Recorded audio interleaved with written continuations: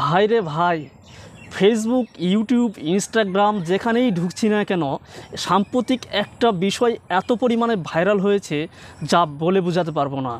এই যে যেখানেই ঢুকতেছি শুধু একটাই status, Russell's viper, Russell's viper, Russell's viper. এই রাসেলস ভাইপারকে নিয়ে মানুষ বর্তমানে এতটাই আতঙ্কিত, এই রাসেলস ভাইপারের কথা শুনলেই যেন গাটা শিউরে ওঠে। বর্তমান সময়ে সোশ্যাল মিডিয়াতে কিছু কিছু ইউটিউবার, কিছু কিছু ব্লগার এই রাসেলস ভাইপারকে এত পরিমাণে প্রমোট দিয়েছে, তাদের উপস্থাপনা অনুযায়ী এই রাসেলস ভাইপার সারা বাংলাদেশে ছড়িয়ে গেছে এবং এমনও কিছু কিছু পোস্টে বলা হয়েছে যে এই রাসেলস ভাইপার নাকি তেড়ে এসে মানুষকে কামড়াচ্ছে। এই যে এই গুজব রটিয়ে মানুষকে এতটাই আতঙ্কিত করে তুলেছে যা বলে বোঝাতে পারবো না।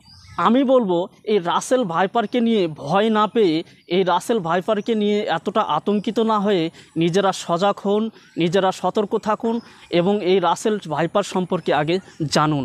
এই রাসেল ভাইপার হচ্ছে বাংলাদেশে একটা সময় নাম ছিল এর চন্দ্রবোরা। এই রাসেল ভাইপার বহুদিন আগেই কিন্তু বাংলাদেশ থেকে বিলুপ্ত হয়ে গিয়েছে, কিন্তু বর্তমান সময়ে এই রাসেল ভাইপার আবার দেখা দিয়েছে এই বাংলাদেশে।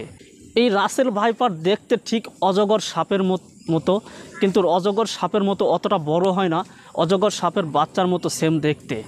এবং এই সাপটা বিশেষ করে পাহাড়ি এলাকায় এবং বড় কোনো গর্তে এবং ইঁদুর শিকার করার জন্য এরা কিন্তু ধানি জমিতে এরা বসবাস করে থাকে। এরা একেবারেই শান্ত এবং লাজুক স্বভাবের হয়ে থাকে। এরা ইচ্ছে করে কাউকে কামড়াতে যায় না। এরা এতটাই অলস যে যেখানে বসে থাকে সারাদিন একই জায়গায় ঘাপটি মেরে কিন্তু বসে থাকে। এদের উপরে যতক্ষণ আপনি পা না দিয়েছেন বা কোনো কিছু দিয়ে আঘাত না করেছেন তারা কিন্তু আপনাকে কামড়াতে আসবে না। এরা এতটাই অলস।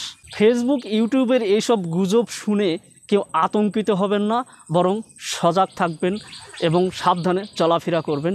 আবার কেউ কেউ বলছে এই সাপ কামড়ালে নাকি সঙ্গে সঙ্গে মৃত্যু হচ্ছে। এইসব গুজবে কখনো কান দেবেন না। যদিও এই সাপটা কাউকে কামড়ায়, সঙ্গে সঙ্গে চিকিৎসকের শরণাপন্ন হন, ভালো ট্রিটমেন্ট পেলে সঙ্গে সঙ্গে ভালো হয়ে যাবেন ইনশাআল্লাহ।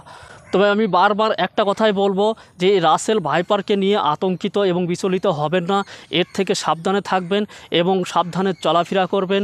এবং বর্তমান সময়ে বাংলাদেশে রাসেল ভাইপারের কামড়ের চিকিৎসা পর্যাপ্ত পরিমাণে রয়েছে। আপনারা সঙ্গে সঙ্গে চিকিৎসকের শরণাপন্ন হবেন এবং ভালো ট্রিটমেন্ট নেবেন, ইনশাআল্লাহ সেরে যাবে এবং এটা নিয়ে কোনো ভয় পাওয়ার কোনো কারণ নেই। আজকের ভিডিওটা এই পর্যন্তই, দেখা হবে নেক্সট ভিডিওতে। ততক্ষণে সুস্থ থাকবেন, ভালো থাকবেন, আল্লাহ হাফেজ।